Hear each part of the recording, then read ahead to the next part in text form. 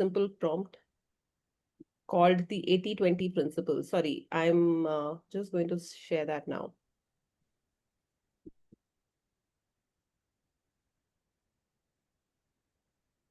Just give me a moment. So here we are. Let me know. I hope the prompt is visible. It's called the 80-20 principle in life. Health, wealth, talking, learning, achieving, happiness, relationships, improving. And just while we wait for the others, quick question to everyone. What's the 80-20 principle in sales according to you? 80% of the sales happen from 20% of the outlets. Achha, oh God, that's 80-20 science. Nice, nice. The Pareto principle. Okay, great. Thanks, Param. Others, what's the 80-20 principle in sales?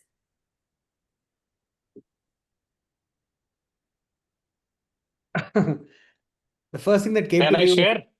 Yeah. Go on, Uday. The first thing that came to me was 80% push and 20% beg or just plead. Yeah, but I think 80%, if you want a very good answer, then I think 80% courage and 20% luck. True. Yes, there is that 20% luck. How about the others? Yeah. What's 80-20 in sales? I have a point on this. Yeah, Ajay. 80% of sales is going to people who are persistent, like who make 7 to 8 attempts with a customer. And only 20% of folks are able to do it in the total sales mass. So this is one of the research from Kellogg's, which talks about the execution gap, right? Most customers want 6-7 visits and most salespeople give up after 2-3. So I think 80-20 applies there as well when you put it that way, Preeti. Very true. So 20% people make the effort, but 80% sales comes when that kind of effort is put in. Yeah. Nice, nice. Others, hi Arvind, good to see you here. Arvind, Rashmi, so glad you made it. Fayaz, Chris, your views. Yogesh, Juan, Vidyut, Shani.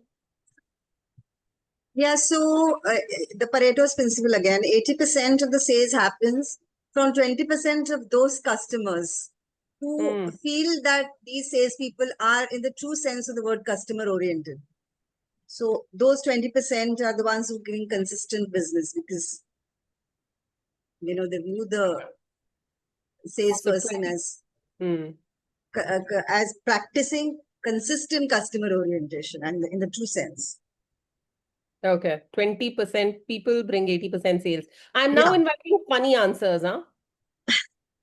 So you can put it on the chat screen as well. The reality of sales. 80% jugaad, 20% mehnat, that kind of answers. Yeah, 80% of the times you're calling and you're making the sales call, and 20% of the time you're actually successful in delivering your message, maybe. Yeah. Yes, absolutely. 80% calling, 20% yes. Actually, effectiveness. 80% calling and 20% of effectiveness in the call. True, true. 80% luck and 20% taking credit. 80% no, 20% yes. That's another rule. 20% work and 80% of fluff. I mean, 80% of now we're talking. Now we're talking. 20% of 80% of the time thinking who. 80% of the time thinking whom to call, when to call, what to call for. 20% actual call time. Calling. Very true, Devdutt. Yeah. Nandan is saying 80% leads, 20% strategies. Yep. Those who've just joined in while we are waiting for others. Quick, I mean, whatever, like a session opener. Here's the 80-20% principle of life on the screen.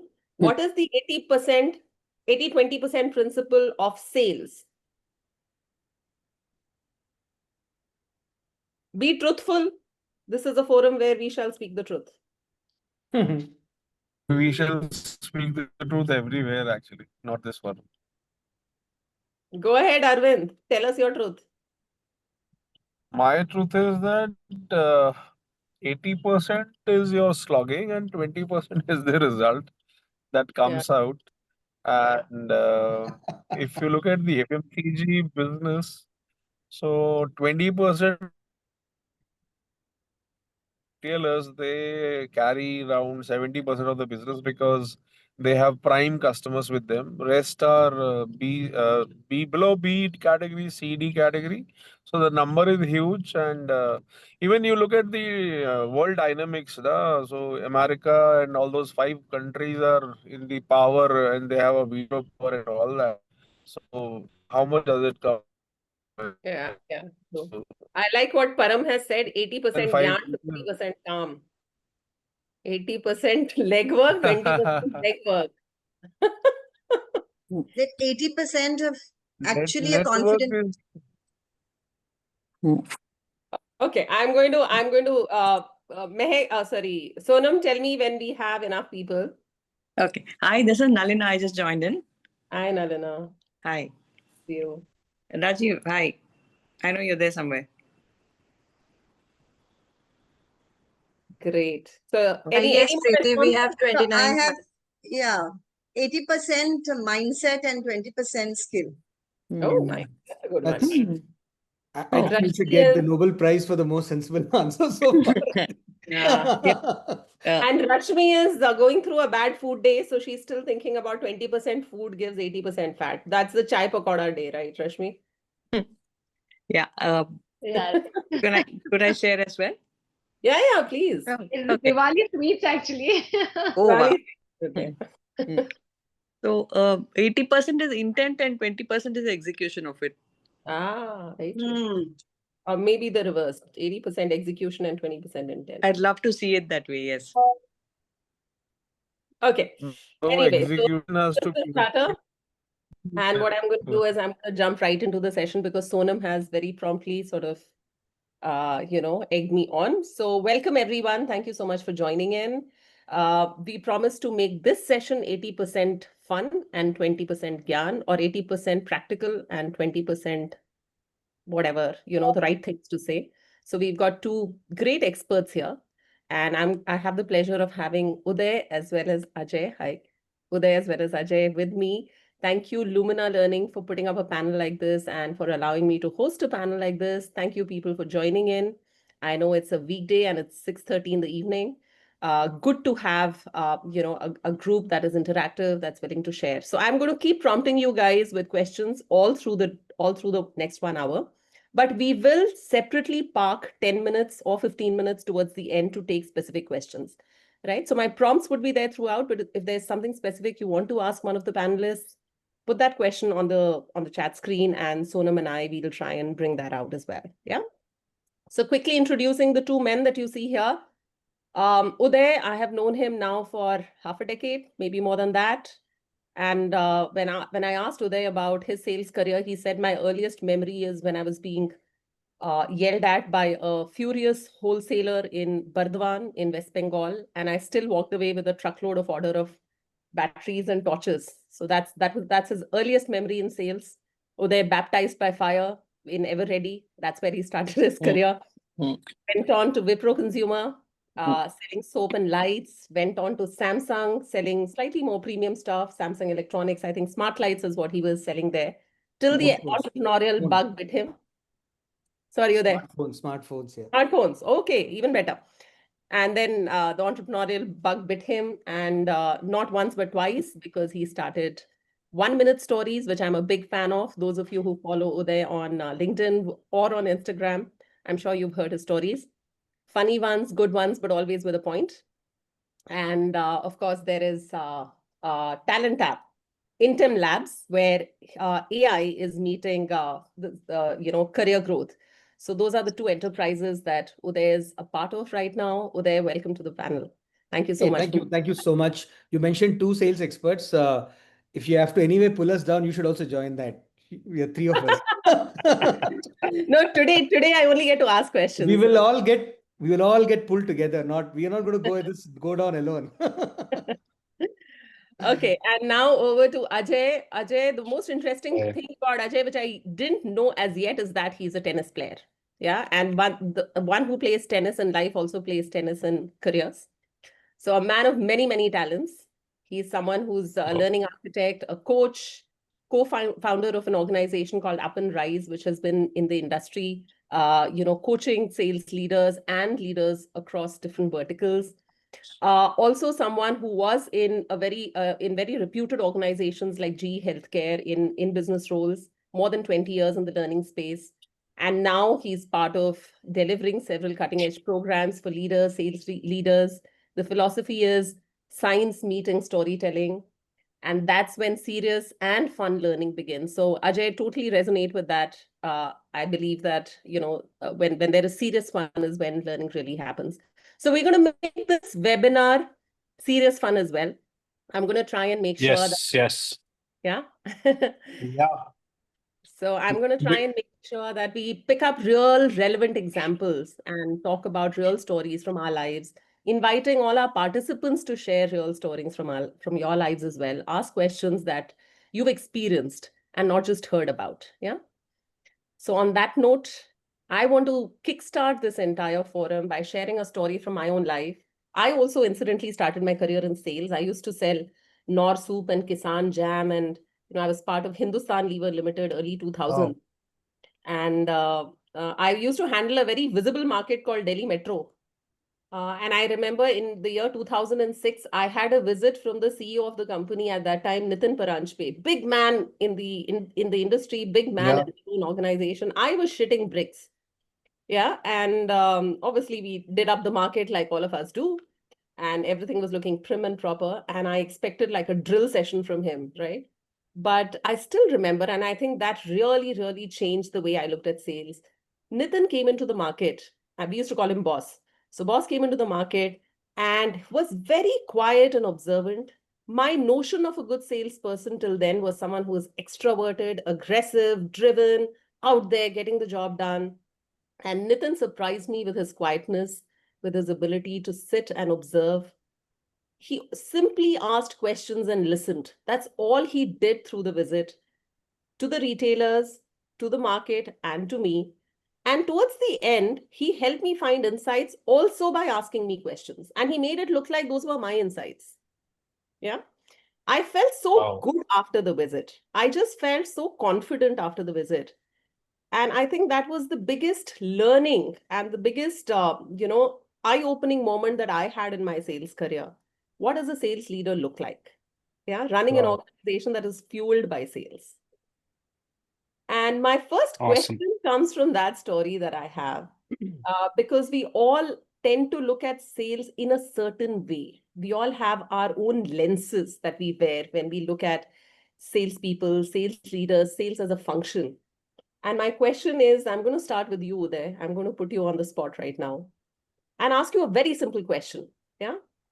The question I have for you is, given that you've been part of different industries and you've also been part of organizations at different stages of growth, how would you define sales performance? What does it really mean? Well, thanks so much. And I think it's a good question to start off with. Over the years, I've taken a lot of inspiration. If I'm going to look at it as a sales leader's lens or even a sales coach lens, I tend to take a lot of inspiration from studying high performing sports teams. Like Ajay is a tennis player, and I'm not a player, but I like to read a lot of games because I think the dynamics are remarkably similar to sales. So in fact, I was reading about a Harvard study on Olympic teams, which showed that what separates medal winning squads from the rest is not talent alone, but they're talking about the psychological and the behavioral glue that kind of holds them together. So for me, a high performing sales team is fundamentally built, if I have to really call out three things, and it's in storytelling, we talk about the power of three. We want to talk about the three most important things that are important for the high performing sales teams. And the first thing I think is a shared clarity of goal. So one of the things I realized, the best sales team that I've been part of is that everyone knows everyone knows what game you are playing. Everyone knows what's the end goal. So everyone owns the scorecard. That's the first thing, right? Great sales teams, the targets are not the numbers. Everyone's going for the big thing, right? That's the first thing. There's a shared clarity of goal. not just individual numbers, but what the team needs to do. Second thing is, of course, very, very important is trust and accountability. It's a very important factor. I think uh, the best teams don't wait for the boss to come and review. In fact, uh, when I was in Andhra and Wipro, the teams used to hate if I had to come and ask them questions in the review. They used to feel a lot. They had a lot of ego that we are the best. I'm going to tell you about that in a bit. The third thing is, of course, uh, like how sports teams keep watching video footage and understand and analyze every bit. I think good sales teams continuously learn. The adaptability and relentless learning is the third thing. So three things: shared clarity, trust, accountability, and relentless learning. I worked in Wipro Consumer Care at that point of time where I was head of Andhra regional sales, and my brand Santur was 50% market share. So we were under, I mean, if we sneezed, then the whole Wipro used to get fever, right? That's how important it was. High pressure. And we had a sales team which was so gun. And and actually, we were relentlessly attacked by HUL, ITC, Colgate with all their brands to take our share. But I think I'm reflecting from that experience. Uh, we were very clear that people had to respect us.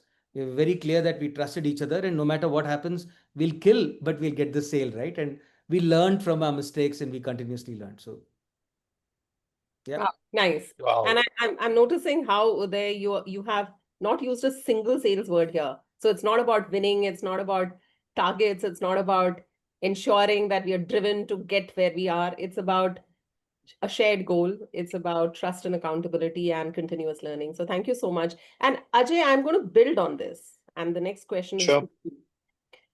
transitioning from an individual contributor to a sales leader. I think that's the biggest transition in any salesperson's life.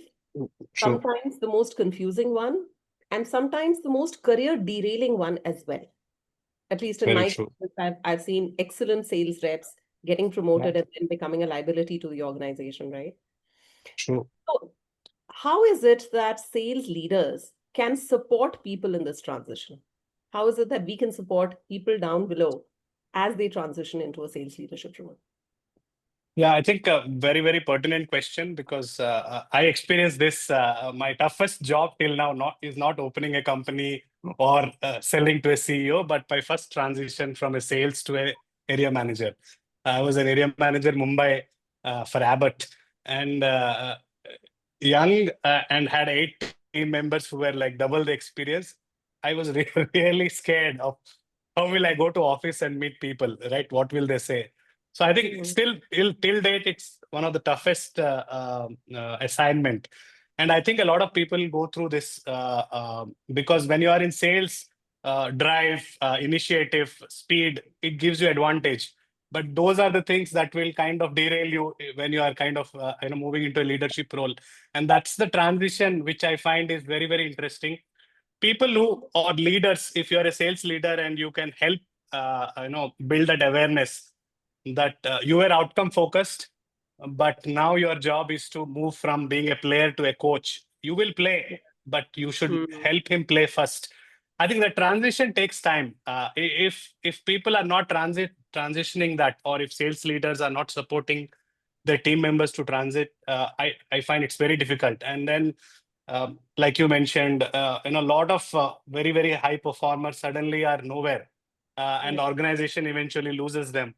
So I would say that organizations or sales leaders have to look at more like a learning journey, more like building self-awareness, more like going to the opposite. In Lumina, we talk about paradox. So I think a sales leader job is to help the team members move to the paradox, move to people-centric, so that they're able to kind of balance the different requirements. That's the way it will work out best, in my knowledge. Absolutely. And I recall an experience from my own life where when I joined Levers, I was 23 years of age. There was a person in my team who had 23 years of experience in the same role. Yeah, and all of us have met these, veterans, these Diggaj people on whom the entire area depends. For whatever reason, after a lot of egging him on, he got promoted during my tenure. And he struggled a lot. And I think the basis or the reason for that struggle really was the fear of non-performance that he had. Because of it, he continued to be a salesperson himself. He was unable to trust all those things that Uday talked about. He was unable to trust his team. He was unable to hold others accountable. He was unable to, align everyone together because he was so busy selling himself. Yeah. So also inviting response from the audience here. What is it that holds people, sales reps or individual contributors back from becoming effective sales leaders? You can put it on the chat screen. Would like to integrate that into the questions that I ask the panelists as well. So the biggest thing, the biggest barrier that holds people back from becoming effective sales leaders. Yeah. Moving on, Uday, question to you now. The next set of questions are around, because we're talking of sales leadership now, and I know that you have been a sales leader yourself. You also work very closely with quite a few sales leaders as a coach, as a mentor. So my question, and you're also building up an organization right now. Yeah. So there's obviously a lot of sales pressure in your current role as a salesperson. As a sales leader, what are 3 ways in which we can, and since you love the number 3, so I'm putting it like that, what are 3 ways in which we can nurture talent and create more leaders in our own teams? Yeah, part of 3 is very big in storytelling. Yeah, so one free tip: if you want to generally get attention of people, just always say, no matter how much gyan you have, just say I have 3 important points to make, and everyone will listen to you. So yeah, right. Just before that, just before I come to just a 30-second point on, sometimes when this morning I was writing on the LinkedIn also that when it's a very difficult question. All of us have sat in those typical calibration sessions where we debate every sales guy, and so often in those very, very brutal calibration meetings, they say, isko leader mat banana, sales bhi kharab ho jayega, territory bhi chala jayega, right? And it's a very difficult thing. And the converse is also true, right? Sometimes when good sales guys become good leaders, not only they become poor lead, they become good admin guys. They also lose their sales edge because somewhere so much of confidence and momentum lost. So that's a big thing. It's a personality thing, and I just wanted to bring in. I've been thinking about this aspect about what do big roles, what are the 3 things that sales leaders bring in, and I'm calling from my experience. I think the first thing that a sales leader is that I've been across 15 to 16 sales teams in 3 organizations. I think the first thing is that a sales leader is the one who sets the culture going. I think I would call them as culture carriers, right? Teams don't, the old adage that teams don't catch what you say, they catch what you do. If people look at how you actually go about it, if you're a person who's gone to the market, they watch how you talk to customers, they watch the kind of language. All my life, I don't think I've never known how it is to shout at people, and I used to get feedback that Uday, don't be a popular sales guy, but that's how I led my team. So I think that the first thing is culture. The kind of culture that you set is going to be very determinant of how bonded the team is. Second one is that I think as sales leaders, your biggest ability is to how many sales leaders have you been able to promote in your team. In Wipro and in Samsung, luckily, we had a measure that how many sales people have actually gone on and become an area manager or an RSM from your team, and that would actually reflect. And I think that's a very early lesson. So you're a capability builder. And the last one is, of course, I think as a sales leader, one thing that you become is that you become the bridge between what the head office wants and what the sales team and the customers are really telling. So you're at that bridge. Now, some of us can get crushed in that pressure because boss ne bataya tumko karna hai wala sales leader is there. I don't care. There are other people who are able to kind of absorb that pressure and connect and actually make it. So yeah, largely, how do you define culture? How do you kind of build capability of your team so that they grow in your career? And most importantly, how can you connect the top management and the ground level? I think these are the 3 things that good sales leaders will always do.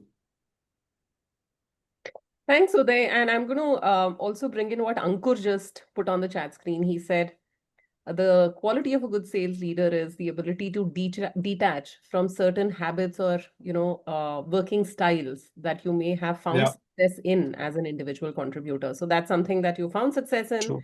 It's worked for you for years and years, and now I need to step back and unlearn all of it and sort of relearn it. So the ability to, Uday, I'm going to ask you this question once more, which is about how do you spot such people? Because typically the high performers in the team are considered for leadership roles. They are the ones who, in a typical 9-boxer, high performance, high potential matrix, they are the ones who would stand out and you want to really work hard with them. But are they always the people who are cut out for a sales leadership role? Are they the ones who can detach, the word that Ankur used, from their high performance, which is driven by their individual effort, and move towards high performance driven by team effort? How would you spot such talent? It's a difficult one, but I think sales is like every other business. I think you'll have to look at consistency. If the high performance is actually coming through a series of things. So one of the things that we've done very well in most organizations, and I think this learning comes from FMCG, Preeti. You've been there. You never decide a guy basis one high performance, or you never sack a guy basis one bad performance. So, for example, if I did very well in Andhra, I was promptly transferred to a low market share area, which is typically a Gujarat, and I had to show my stuff there. Or if a guy was given a very bad set of customers who are very, very difficult paymasters, then you also moved him to an account which is relatively easier to manage and a good customer. So you actually saw that. I think good companies, good sales leadership actually are able to move people and test them in different conditions. Again, sports analogy of you can't be a flat track bully, you should also be able to play in Australia, that kind of a stuff. So I think that's the first thing, consistency across different terrains. And sales, it's great because you have that opportunity to check. I think that's the first fundamental thing. And believe me, this one thing itself shows up who's a real leader or not more often than not. Yeah. So, Uday, I hear you speak about two different, systems, processes. One is rotating jobs or moving geographies or moving maybe, business units or whatever it is to really test the mettle. And the second that you spoke about was changing the structure of rewards. So instead of rewarding someone on how well he or she has done, how many people got promoted, how has your team performed, how many people in your team are achieving targets. The moment we change matrices, the mindset also shifts to some extent. Good. Ajay, I want you to come in here and maybe share an example. Yeah. Because you come from a different industry. So it's not FMCG, you come from an industry which is more B2B. In your experience, what defines a successful sales leader versus a successful sales contributor? Yeah. So I think the basics, they laid out, right, in terms of being consistent. I think the next level is being adaptable, because being consistent have got you this far, but being adaptable will take you to the next level. If you see in industry, there are 2-3 levels of managers, like you have ASM, RSM, ZSM. The pure difference I see is adaptability. That the people who are not holding on to their own pigeons will do well, right? So I want to try this thing out. I want to try this format. So one of the things that works for us, you don't have to make everybody strategic. That's why you have tools like account management, channel management, business process. But the buy-in from heart is important. Leaders who transition that, yes, I'm not comfortable with it, but I will transition, are the people who will grow. But people who think that I'm already successful and nothing can shake me in today's world, everything changes by days or weeks. So I think that is the difference I see. In fact, a lot of programs we do is for very senior technical folks whom we want to build things like strategic thinking, who wants to kind of look at the whole overall market approach, who wants to kind of do market segmentation. Because gone are days where you'll have different teams giving you inputs. The time is not there today, because by the time somebody makes a strategy, the market has changed today. You want teams or leadership teams to be built in such a way that they're able to do the basic aspects of identifying the market, doing the required strategic thinking, whether through push-pull formats, danda, whatever it takes. But you need to do that piece, right? You may not be a very favorite manager, but that will kind of help build those skills, and then those kind of people move up. That's what I have seen. Being in G healthcare, for 14 years, I had an opportunity to view a lot of careers, move. So from say ASM, RSM, so I can clearly see a lot of folks who made the transition. Now they're in very, very big roles outside India. People who are not made, they're still struggling and doing the same role. They're doing a very good job, but in terms of career promotion, they get stuck. But something very interesting, Ajay, that you shared, which I want to sort of build upon. You spoke about the fact that there is a certain part of sales, which is the strategic thinking, the planning,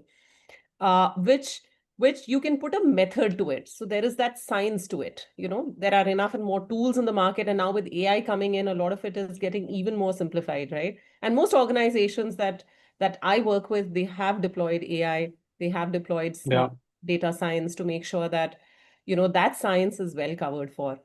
But then there is the mindset, which is the trickier bit, and the mindset of adaptability, the mindset of taking risks, the mindset of stepping out of our comfort zone. I think that is the trickier part, and that is where spotting that talent, nurturing that talent, ends up becoming a far more difficult task for a lot of sales leaders, and that's where the art comes in. So while a lot of us, and to the entire audience, a lot of words getting used here are leadership words. They're not sales words. Yeah.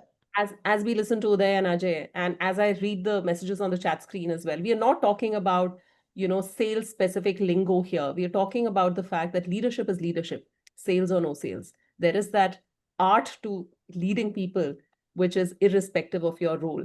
Yeah.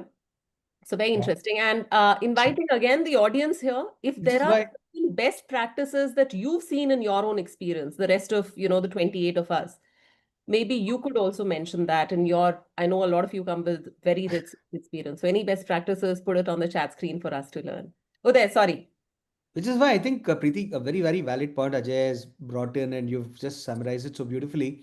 Which is why I think sales training is perhaps very silently going through a transformation of absolutely massive proportions. And we are not calling it out because no one's calling it sales training anymore. Because if you go back a decade ago or even 5 years ago, sales training was all over the place. In fact, sales training meant everything to everyone. The analogy that I normally give was sales training is like five blind men figuring out an elephant in a dark room.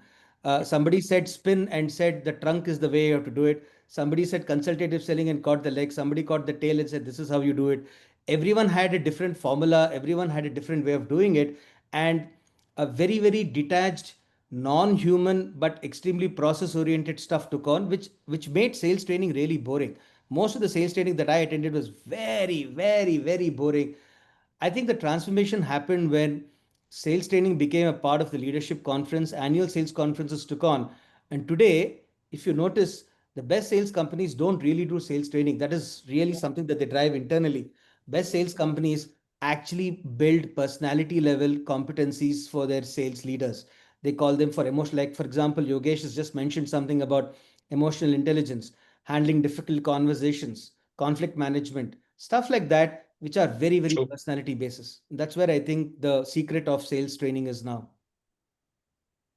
Absolutely, 100%. And I was going to refer to what Yogesh said. What about self-awareness and emotional intelligence? Going back to the basics.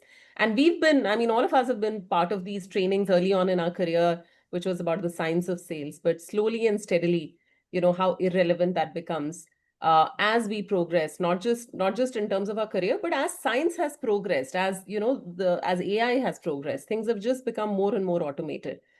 And building on that, since both, Uday, Ajay, both of you are sales coaches as well, and I wouldn't use the word sales coaches, let me say you're coaches as well. If there's an interesting story, and Uday, I can't let you go without sharing a story, so let's start with you.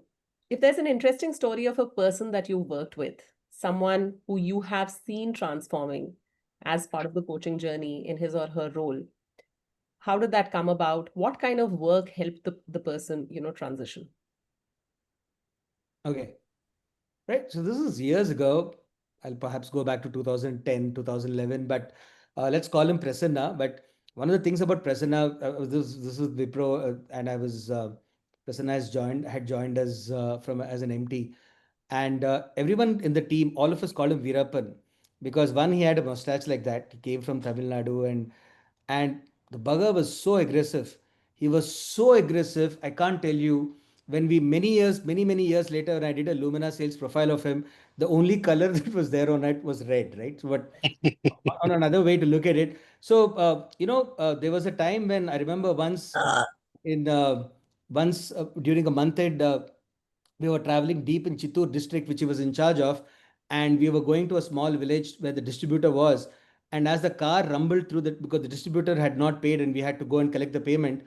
And as the car rushed towards that distributor's place, I could actually see the distributor and his kids running away from the back door with the luggage, and his wife came pleading to us with the car and saying, please, please, we will pay the money tomorrow, please spare him. So that was this kind of fear psychosis.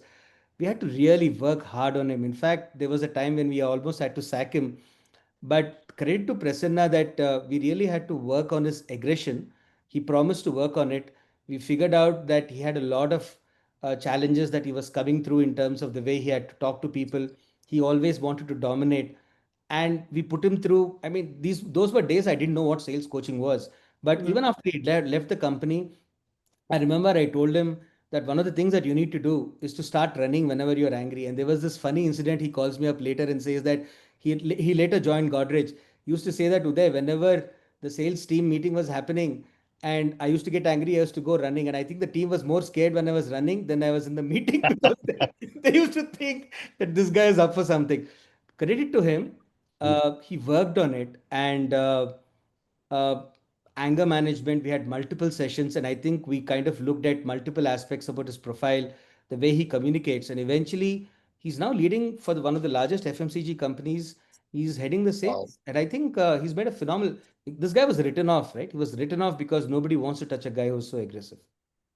Wow, wow. And it was just him Fantastic building story. awareness of who he was, how did he show up to the world, how did he show up to his distributors, and then having the courage to work on that.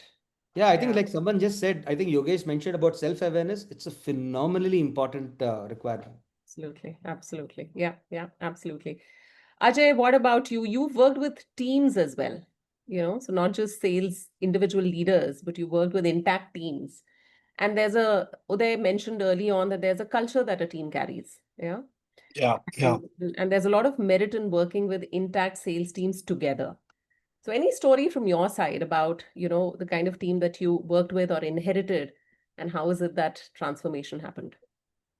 Yeah. So like I mentioned, I was part of working with the G Healthcare because that's still my client here. And with large teams, the every company has a culture. So G had this culture of execution. So it's an execution engine and it's the market leader. But also with execution, like Uday mentioned about personality and self-awareness. An overextension of execution is that you move away from say big picture thinking or from innovation. And something interesting I will share. We did around 100 Luminas, right? So of this, around 40% were discipline driven and 30% were outcome focused, which is very strong for a sales team, right? Absolutely strong. That means they are like warriors. They will get you result. And the beauty is, why this organization is a market leader is these people are able to transition to people focus on everyday basis. While naturally I could be outcome focused, I could be discipline driven, but when I work with people, I'm able to kind of make the transition. I think that's a huge insight that whatever programs we are doing in terms of EQ, in terms of listening, in terms of coaching, the impact is there. But having said that, you can see the challenge for this group. Like if we want to move to next level, if you want big leaders, visionary leaders, breakthrough ideas, that's not going to happen as long as majority are stuck here. So I think that's what we are working on as next level. Organization have taken cognizance of it, and then we're building innovation labs. We're building a psychological safety space because risk taking is something which we don't see as much as we want. Smaller competitors are doing better. So I think a personality gives a very unique perspective of what a company strategy could be in terms of how do you develop people? And this is some of the examples which we are using very effectively. Thanks, Ajay. And for those who are not very familiar with Lumina language, just talking about it a little bit here, there is, of course, the insight that we have about underlying behaviors. What is it that this team prefers to do when they are at their most natural, most motivated? And what Ajay said was they were very outcome focused, they were very driven, they wanted to take sales to closure. And sometimes a team like that can come across as being pushy, as being blunt, as being too aggressive. But the insightful thing that Lumina does is it also tells us how do people show up every day?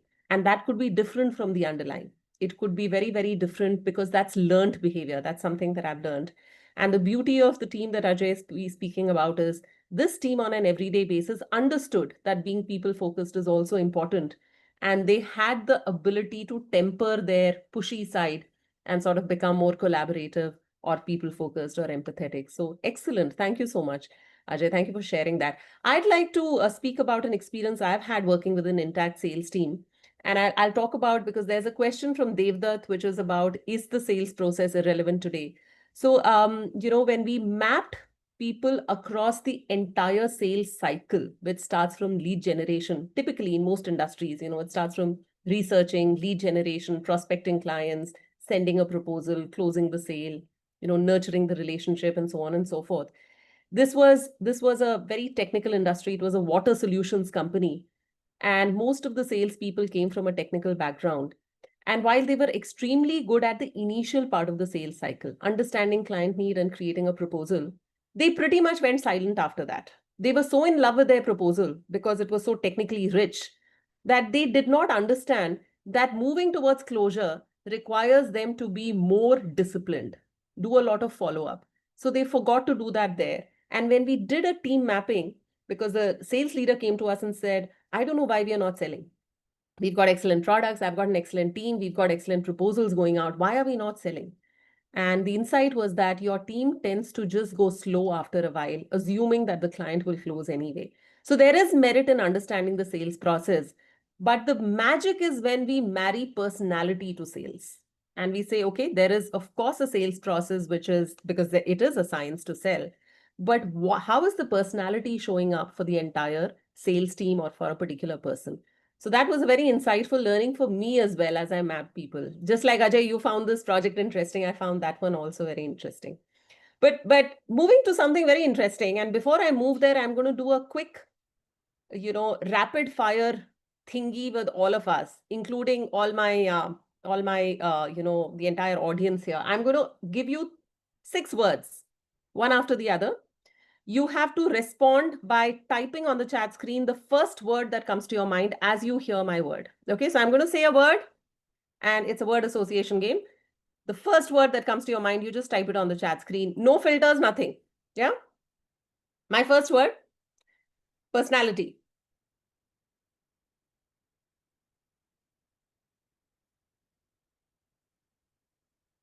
Okay, nice. Shriram. Hi, Shriram. Reputation. Okay. Second word, competency.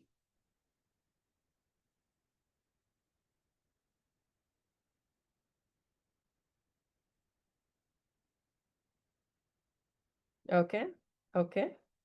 Hi, Kavita. High, low, medium. All right. Okay. I'm going to reduce this to 4 words. Third word, target.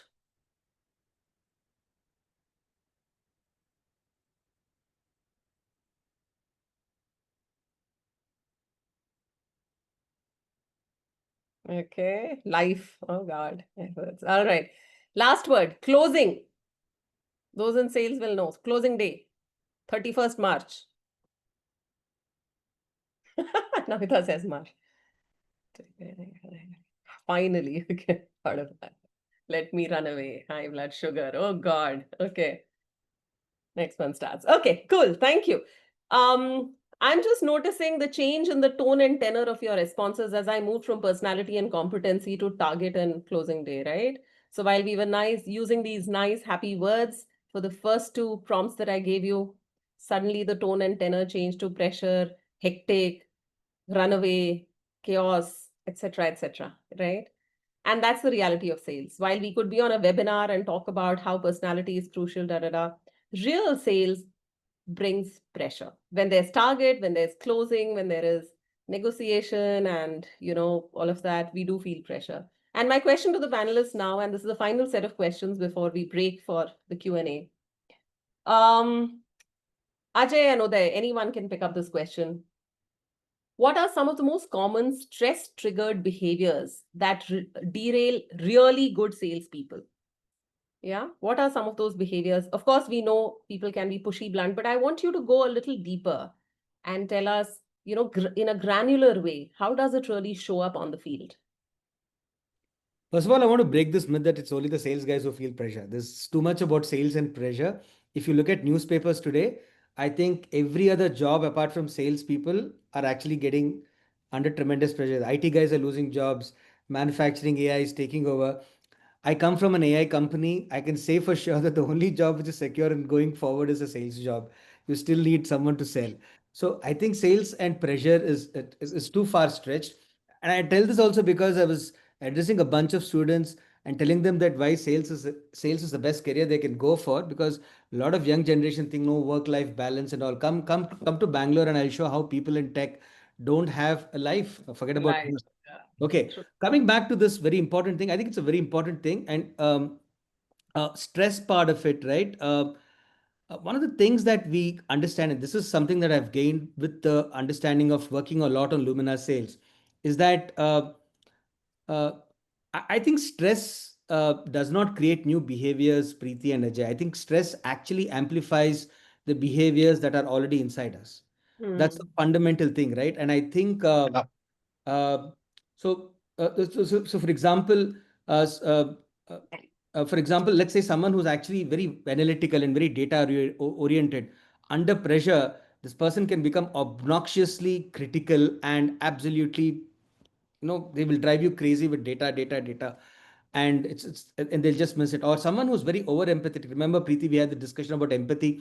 Someone who's Yeah. very good, wonderfully empathetic, will always find it difficult under stress to handle tough conversations. So people are generally empathetic, will suck at closures. They are not the people whom you want to finally sign the deal with. I mean, I've had that tough transition. Yeah. Very good at understanding. So you send someone else to close the deal, not this guy. So I think that's one part. The second thing is that you asked what are the things that really. So this is the first answer to the question, right? I think uh, I hear don't. two parts to your answer, Uday. One part is where there is, stress leads to people becoming aggressive, but I also hear people withdrawing under stress. Yeah. Yeah. And that's where empathy could show up as total emotional detachment, because I can't handle this anymore. So I just go very quiet. But inviting Ajay to come in, Ajay, in your experience, how has it shown up with successful sales leaders? So someone who surprises you with the way they respond. Yeah, I think stress is an additional team member for any sales leader. You can't. In fact, the secret I found in training, and I use it, is sales guys like a little bit of stress. They like a bit of challenge, right? Otherwise, they're bored.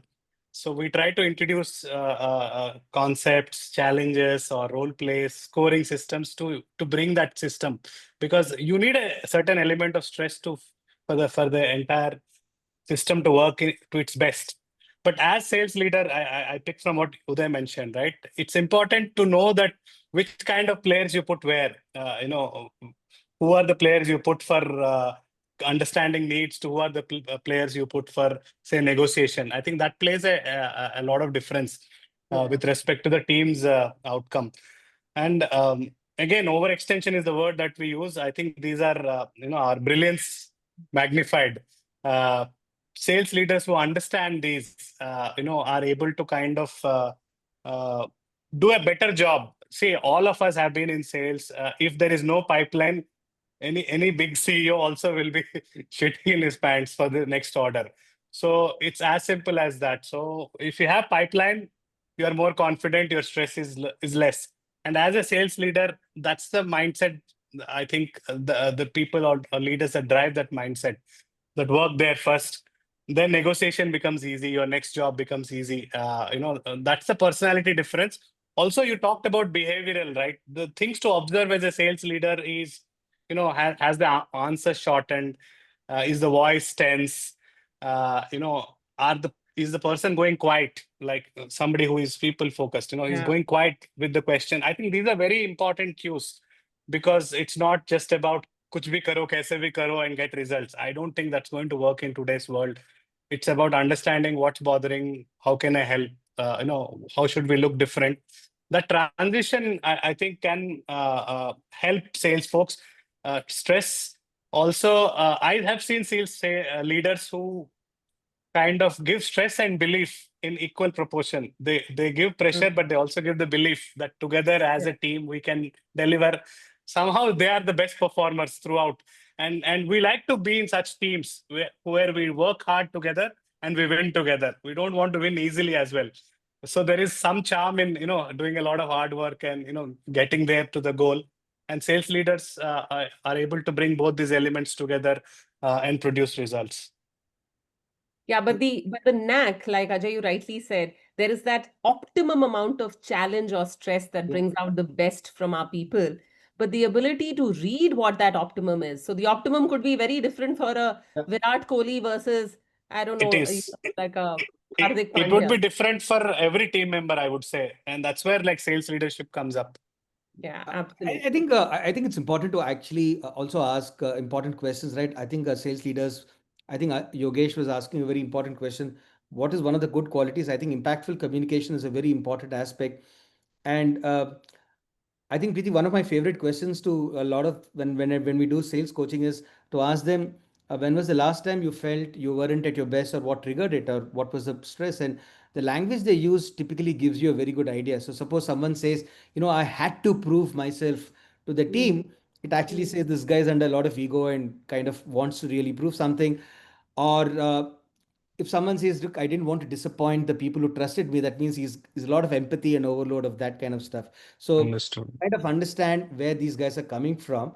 I think the words, and I think the best sales leaders, like picking up from what Ajay did, make stress reflection a norm. I used to have a boss. He used to really bang us big time on month ends, but then we used to have the typical party in the evenings. And it was not just fun and drinks party, but he used to call us what he used to ask us questions like, what did you feel this month? How did this month go? And he used to get us to name it. And I think one of the psychologists will say that when you can name your stress, you can tame it. I think the best thing that the leader True. can do is to help the teams name the stress. If you do that, I think you're mostly able to handle that.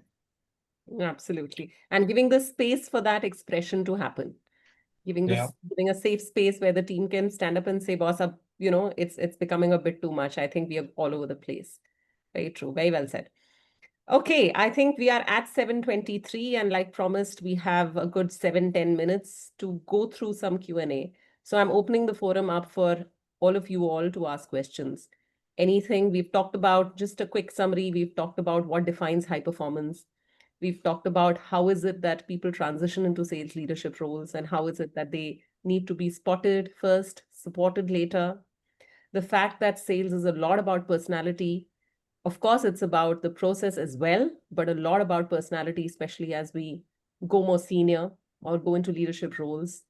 We also talked about the impact that stress has on people behaviors, and how leaders have to be prompt in spotting that, creating a space where it gets identified, acknowledged, and lived out. Having said that, have a little bit of stress and challenge, because that's what brings out the best. So over to the group now to ask questions. We do have a question from Yogesh. It is being addressed to Uday. With specific personality traits most strongly predict a salesperson transition into a high impact sales leader, and how can these traits be nurtured intentionally? Hey, thanks, Yogesh. As I was just referring to one of the points, I think I'm going to kind of go completely off the hook in terms of the thoughts that I have. The first one is, of course, you should be able to, as a sales leader, right? One of the things that you should be able to do is to manage. You should be able to connect the seniors and the juniors, or rather the senior team and so you're a bridge between people. So this entire navigating organizational power centers is something that I failed miserably. And I think a lot of times I took this entire pressure on my head and I crunched. So someone who's able to kind of manage that. So influencing communication is one part of it. The second thing is, uh, I think the ability to kind of handle a lot of ambiguity is a very, very important. I'm talking about the current situations because get the benefit of as a sales team member is that you get clear directions from your own boss. But as we keep going higher as a sales leader, I don't think our senior bosses are going to be ever be clear about it because they themselves are not very clear about what to do. You take a 20% target, they'll say, why can't you take 35%? If you take 35%, they'll say, what gives you the confidence? So suddenly this whole ability to handle ambiguity becomes a very important thing. So that's something that you need to do. And I think you should also definitely start showing a lot of ownership. Uh, you can't pass the buck. As you become a leader, the only thing that you get paid as for a leader, as a sales leader, is that you have to take decisions. Sometimes they are bad, sometimes they don't work out, sometimes they work out. But I think if a sales leader is not taking decisions, then he will never be successful. Excellent. Absolutely. Three very concrete and, observable things. So that's the best part of that, what you spoke about. I think there's another question, Uday, for you. And I think that is from Param. And he says, how do you increase your visibility in sales roles, even when the numbers are not on your side? Very pertinent question. You, you hit a very nerve spot. Priti will know, Ajay will know. When we hit our targets, we had only one slide PPT. When we Yes. don't hit our target, we had Or 200 no slides. PPT. 200 We had a slides. 6-hour review.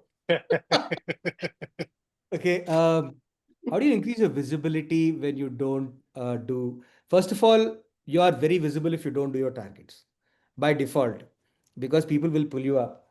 Second, I think in my experience, whenever I've not done the target by some bad luck or whatever, because I used to be made fun of as the English speaking salesperson in my teams.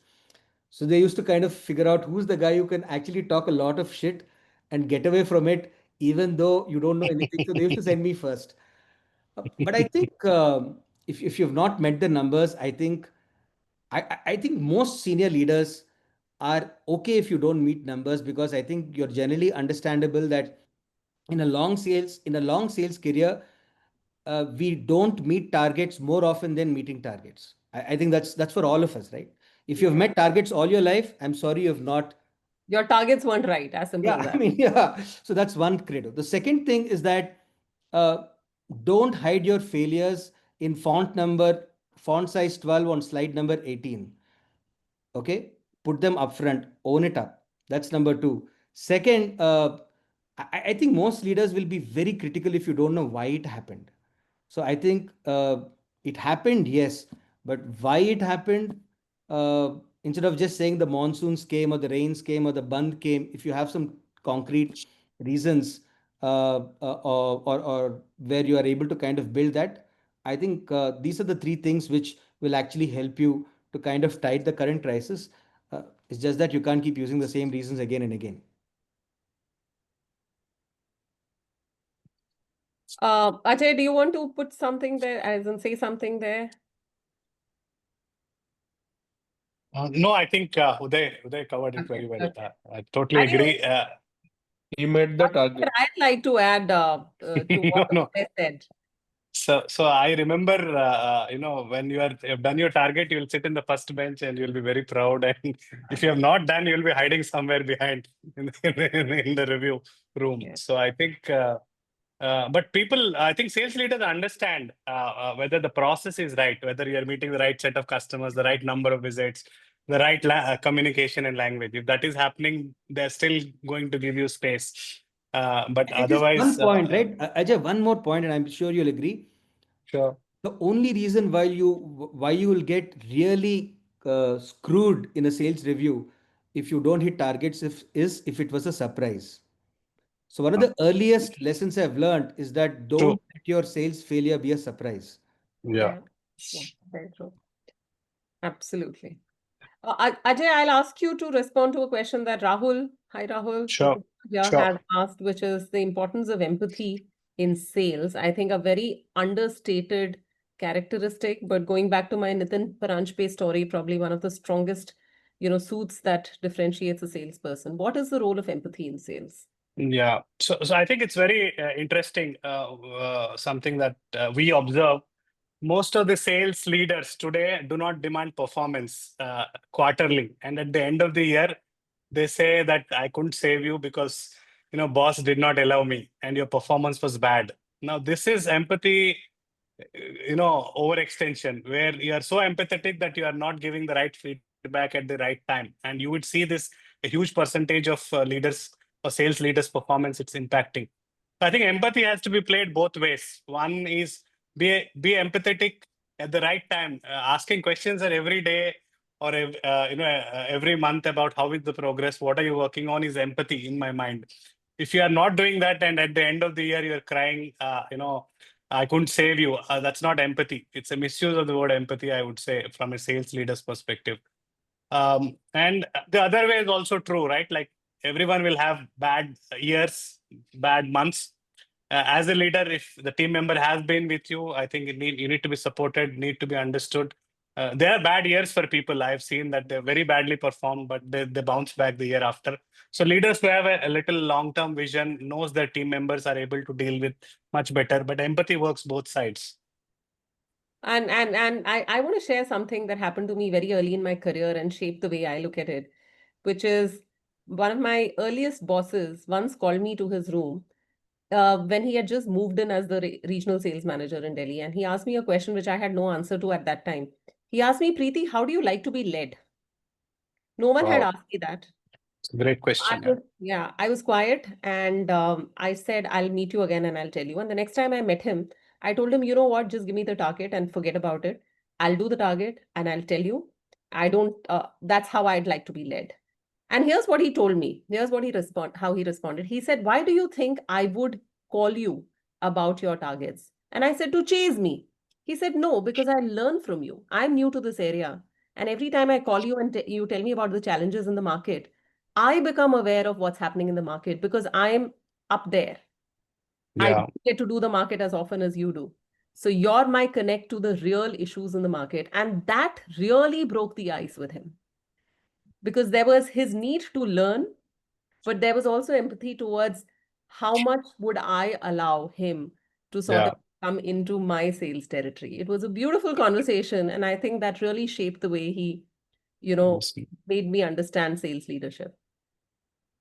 I think that's to your point, Rahul. I'm also conscious of time at 7:33. I think there's a particular question that Nandan has for you, Ajay, and we'll treat that as the last question.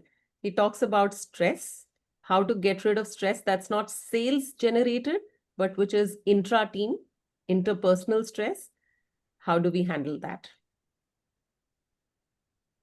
I think Uday answered it, right? Stress is everywhere. Right now in my house, my wife is going through a transition at the job. She's into medical writing. So I don't think it's related to sales or any job.